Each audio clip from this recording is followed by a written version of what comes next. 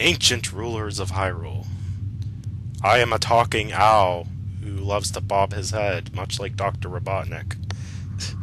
Here we go with the head bobbing again. Anyway, we got the 6 sages here, ready to take on Ganondorf himself and trap him into the sacred realm. Pretty colors. It's a white hole instead of a black hole. It is super awesome.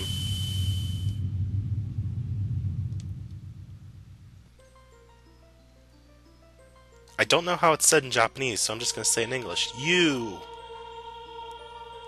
Curse you, Zelda. Curse you, sages. Curse you, Rinku! I know that much. Or Link, whatever you like to call it. And yes, most awesome, epic, terrifying face from Ganondorf ever, as he is angry that his spirit is now trapped in the sacred realm. Maybe it's just me, but that model looked like the model from when Ganondorf was in the Child Link time cycle. Because his hair didn't look all long and poofy like it did for Adult Link earlier. Unless I just couldn't see the hair. But anyway, we have this pleasant song playing again, as we're apparently somewhere in a time paradox where nothing bad has happened at all, I guess. But here we have more shipping, yay! And Zelda is telling Link about how courageous he is and how he has saved the lives of many people. And how she has made her own mistakes with opening the sacred realm. Sorry about that, my cat keeps interrupting me. Very anticlimactic, thank you, kitty. Anyway. So yeah, this is pretty much the point where, as of today, we now know, thanks to Nintendo releasing Hyrule Historia, depending on what happens at this very moment in the game, one of 3 timelines can occur. If Link dies, then the alternate timeline occurs where it starts with a Link to the Past, moving on to Link's Awakening and the Oracle games, and then The Legend of Zelda and Zelda 2, all put aside separately in its own timeline. I don't remember the exact name, I just know it's the one that occurs if Link dies to Ganondorf. If Link wins, 2 other timelines occur. Meaning, for the adult cycle, if Link continues on with that path, Majora's Mask, Wind Waker, Phantom Hourglass, and Spirit Tracks occur. And then from the child cycle, which is what's going on right now, Zelda is sending Link back to his own time. Majora's Mask, Twilight Princess, and Four Swords Adventures occur in that separate timeline. This scene is rather touching, I will say.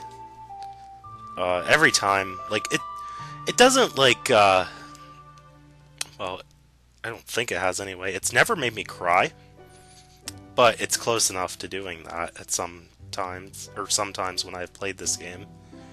So thank you, Shigeru Miyamoto, for making an awesome Zelda game.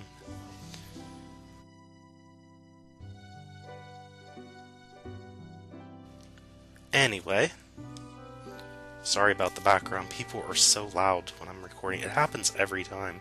I swear, everyone's out to get me with these credits. Speaking of the credits, as I had promised a little bit ago in this recording, I think it's time for me to rant about the Zelda fanbase. Oh my god. Of all the fan bases that could possibly exist, the one for the Zelda games is by far one of the worst and most unappreciative I think I've ever seen of any game before. Every time, there is this thing that is called the Zelda cycle, and it does exist, I swear. Whether you want to believe it or not is up to you, but it does exist. Basically, every time a new Zelda game gets released, the one that was before it automatically becomes the best Zelda game ever. And that is how almost everyone looks at it with their own eyes whenever there's a new game being announced. So just recently, they announced what's known as a sequel for Link to the Past. I only seen like the trailer. I really did not look up anything else because I do not spoil myself with the plot or characters of Zelda games if I can help it. So whenever a new Zelda game comes out, I usually just see the trailer and then that's it. That's how it is for me. Because I like to kind of enjoy the games in a blind aspect where I want to have my own personal reactions to these games, not what someone else is telling me about it. That's just me personally when it gets released. After that, I couldn't care less because I already know what happens, and I usually beat the Zelda game within like a day or two of it coming out because I am that obsessed with completing them as soon as they're released, because I'm a nut like that. But anyway, like I said, this new game that's based on Link to the Past just came out, or is going to come out, pardon me. And I was actually legitimately excited, because I seen it, and it kind of reminded me of like Paper Mario aspects in some ways. But I thought it was really interesting that they were able to incorporate this Link to the Past feel and give it a 3D environment. I personally like it a lot. But all I'm seeing and hearing from other people about it, like I've even seen it on Twitter, this is how bad it is. There are people just constantly complaining like, oh, it's not going to be a new Zelda game, the graphics suck, and it's too much of the same. There's nothing different about this game at all, it's just basically a remake of Link to the Past. And it's like, it makes me so mad. Like, I cannot believe that people just get so unappreciative about these games. And it's like, it's a Zelda game, like seriously. You know, this is the most unappreciative fan base I think I've ever known. It just happens with every time a new Zelda game comes out. And as of right now, you know, like I said, with the Zelda cycle, Skyward Sword is now pretty much the most popular game as of right now. Not much has been said about, like, the HD... I'm not talking about the Wind Waker HD remix, but the new Zelda HD game that they're making for the Wii U. So I don't know what the fans' response is to that. I would assume it's positive because it's kind of similar to when Twilight Princess was coming out. It definitely had a lot of hype because it had that realistic feel to it. Oh, and hello, Mido and King Zora. Stop right in the middle of my tangent so I could give them some credit here for a second. They kind of look at each other like, yeah, all of that just happened, and the ones we know and love are gone. And there go the sages, teleporting off somewhere. It looks like Death Mountain. I assume it's Death Mountain anyway, it's where they're going. But I love how Saria is on top of Darunia's head. I find it interesting that that was in English right there. The credits there for a second. Actually, I think all the credits... I haven't been paying attention. Was everything in English? If so, that's interesting. I would think the credits would be in Japanese.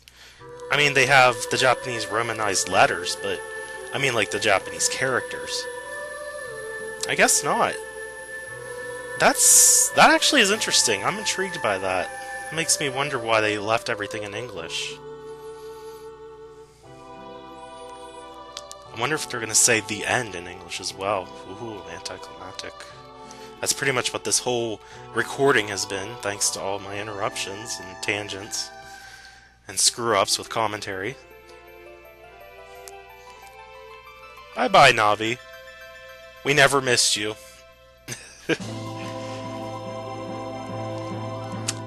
And that is definitely Gothic architecture right there, now that I've seen that scene there.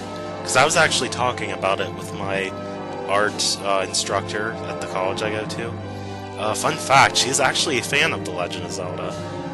And I was really happy to learn about that, because I ended up writing a paper for that class on the Legend of Zelda series and how medieval art has had an influence in these games.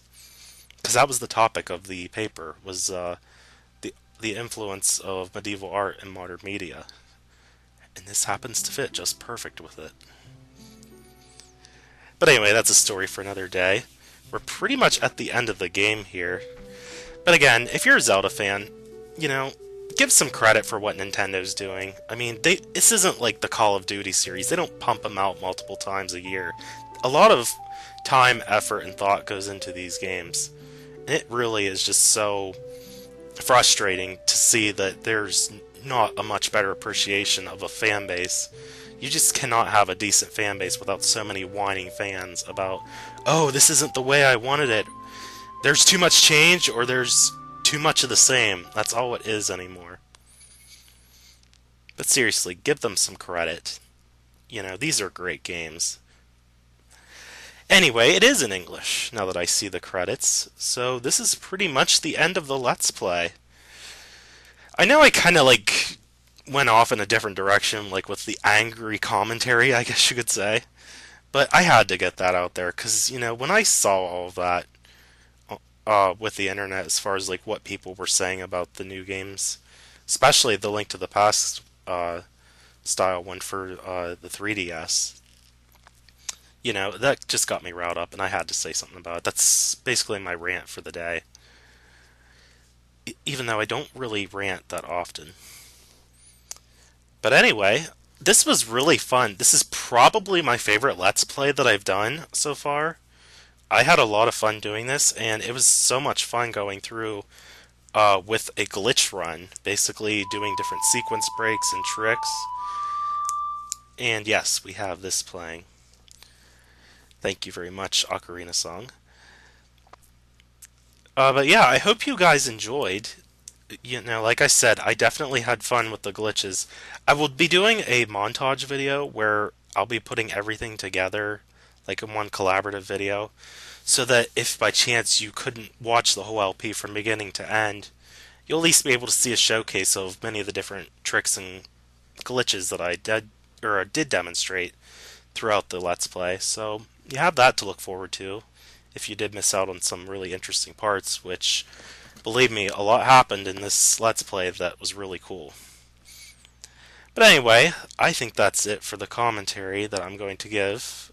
This is ToadinWonderland. I will see you guys in the future with another Let's Play. I think I will be doing a poll on what game you guys will be picking. Well, I'll have probably like a list of choices for you to choose from.